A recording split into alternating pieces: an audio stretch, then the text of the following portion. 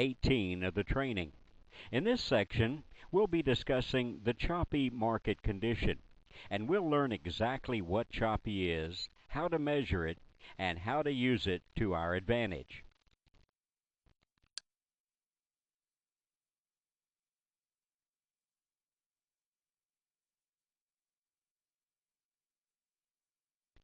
First, let's start with the definition of choppy.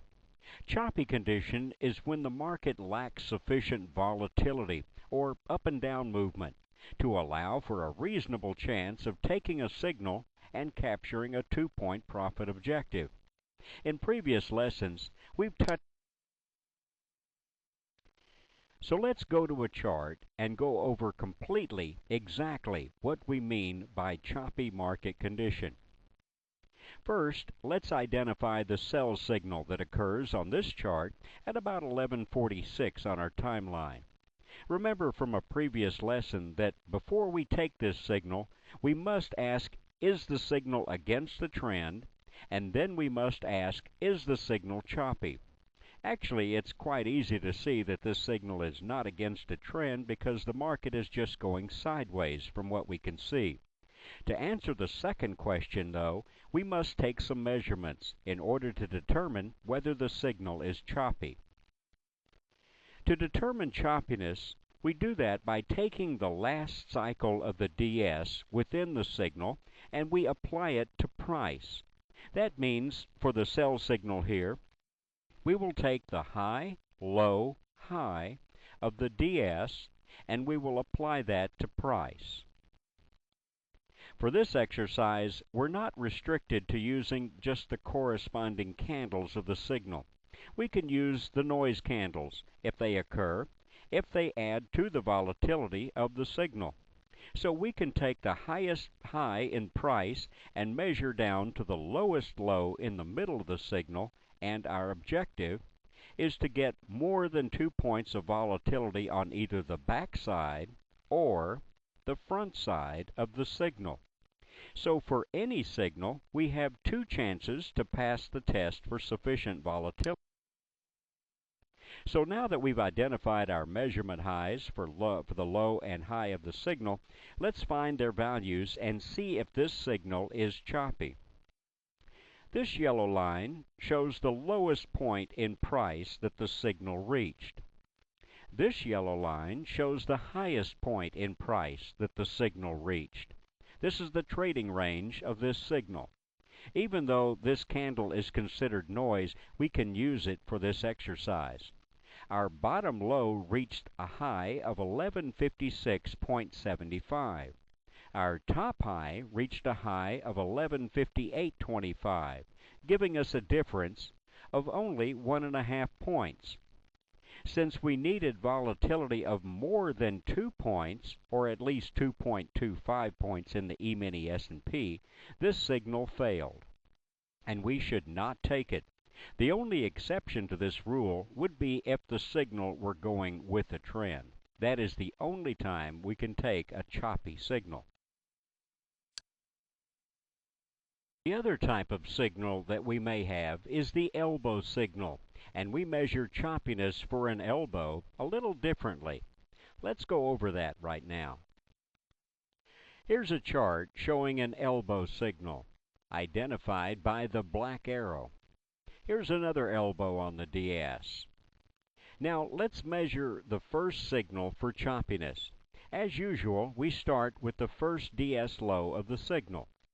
The black arrow here shows our first low in price for the signal.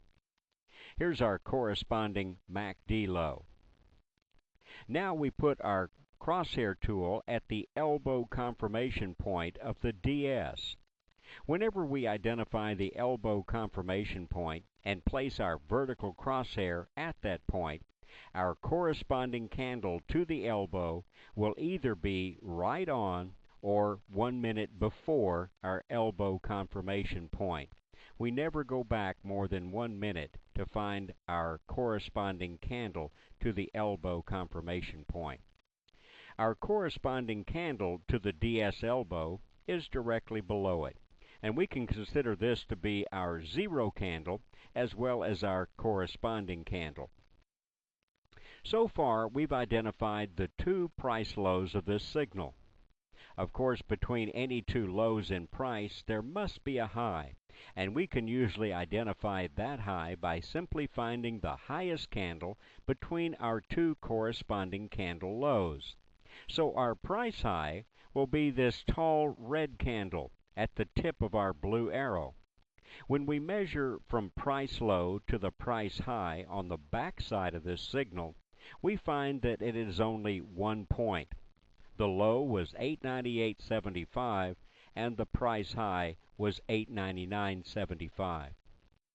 Because the back side failed, we measure the front side of the signal, and it too is only 1 point of volatility.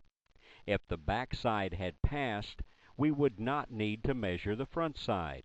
Only one side of a signal going more than 2 points is required to pass the test for volatility.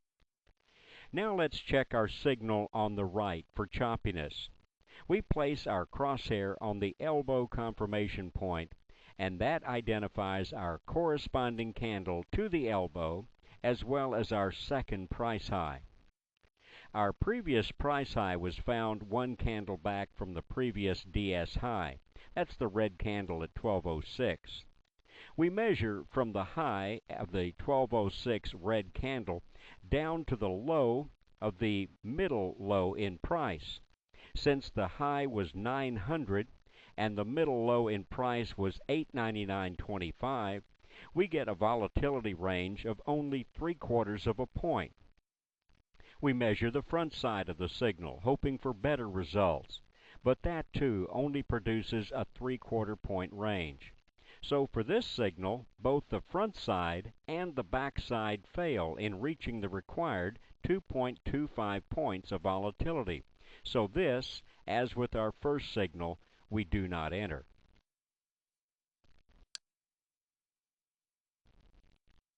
This chart shows an example of extended choppy market condition in price. Notice how congested and anemic it looks between the two vertical yellow lines.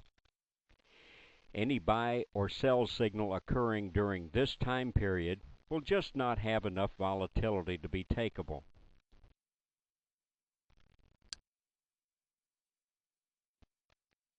Here's another chart example of a choppy market. We've drawn two yellow lines showing the total trading range of the market during this choppy condition. Notice that it extends from a low of 898.25 to a high of 900.25, which is just 2 points and not sufficient volatility to take any signal, buy or sell, during this time period. Remember, we need more than 2 points of volatility for the signal to not be choppy.